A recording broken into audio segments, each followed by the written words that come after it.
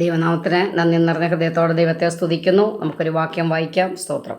91 സങ്കീർത്തനത്തിൻ്റെ 10 വാക്യം നമുക്ക് വായിക്കാം. ഒരനർത്ഥവും നിനക്ക് ഭവിക്കുകയില്ല, ഒരു ബാധയും നിന്റെ കൂടാരത്തിനടുക്കുകയില്ല.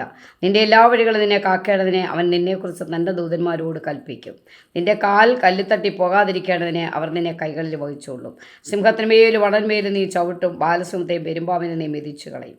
അവൻ എന്നോട് പറ്റിയിരിക്കാൻ ഞാൻ അവനെ വിടുവിക്കും. അവൻ എൻ്റെ നാമത്തെ അറിയാൻ ഞാൻ അവനെ ഉയർത്തും. അവൻ എന്നെ വിളിച്ചപേക്ഷിക്കും, ഞാൻ അവന് ഉത്തരമള്ളും. കഷ്ടകാലത്ത് ഞാൻ അവനോട് കൂടെയിരിക്കും. ഞാൻ അവനെ വിടുവിച്ച് മഹത്വപ്പെടുത്തും. ദീർഘായുസ്സോടെ ഞാൻ തൃപ്തി വരുത്തും. എൻ്റെ രക്ഷ അവന് കാണിച്ചു കൊടുക്കും.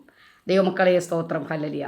അത്യുന്നതൻ്റെ മറയിൽ വസിക്കുന്ന ദൈവത്തിൻ്റെ ഹല്ലേലൂയ. ദൈവത്തിൻ്റെ ആ ചിറകിൻ്റെ കീഴിലും അത്യുന്നതൻ്റെ മറയിലും വസിക്കുന്ന ദൈവമക്കളെക്കുറിച്ചാണ് ഇതിൽ സങ്കീർത്തനക്കാരൻ പറയുന്നത്. ഹല്ലേലൂയ.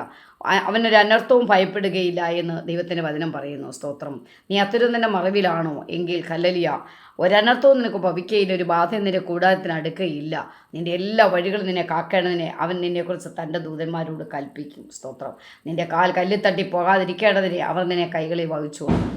സിംഹത്തിന്മേലും വണന്മേലും നീ ചവിട്ടും, ബാലസിംഹത്തെയും പെരുമ്പാമ്പിനെ നീ മെതിച്ചു കളയുമെന്ന് ദൈവത്തിൻ്റെ വചനം പറയുന്നു. ഹല്ലേലൂയ. സ്തോത്രം. ദൈവമക്കളെ ഹല്ലേലൂയ, നമുക്ക് അത്യുന്നതൻ്റെ മറവിലും സർവ്വശക്തൻ്റെ നെടുങ്കീഴിൽ നമുക്ക് പാർക്കാം. ഹല്ലേലൂയ. അങ്ങനെയുള്ള തൻ്റെ മക്കൾക്ക് വേണ്ടി ദൈവം അത്ഭുതങ്ങളെ പ്രവർത്തിക്കും. ദൈവം അവരെ സഹായിക്കും. ദൈവം അവരെ വിടുവിച്ചു. അവരെ ഹല്ലേലൂയ സ്തോത്രം, അവരെ വിടിവിച്ച് രക്ഷിക്കും. ഹല്ലേലൂയ. ആ കർത്താവിൻ്റെ പാദപീഠത്തിൽ നമ്മളെ തന്നെ താഴ്ത്തി ഏൽപ്പിച്ചു കൊടുക്കാം. നമുക്ക് ഹല്ലേലൂയ തന്നെ മറവിൽ വസിക്കുകയും സർവ്വശക്തൻ്റെ നെടുങ്കീഴിൽ പാർക്കുകയും ചെയ്യുന്നവനാണ്. യഹോവയെക്കുറിച്ച് അവൻ എൻ്റെ സങ്കേതം കോട്ടയെന്ന് പറയുന്നത്. ഹല്ലേലൂയ.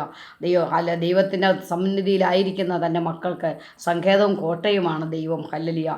ആ ദൈവമക്കൾക്ക് ഒരു അനർത്ഥവും ഭവിക്കയില്ല എന്ന് ദൈവത്തിൻ്റെ വചനം പറയുന്നു.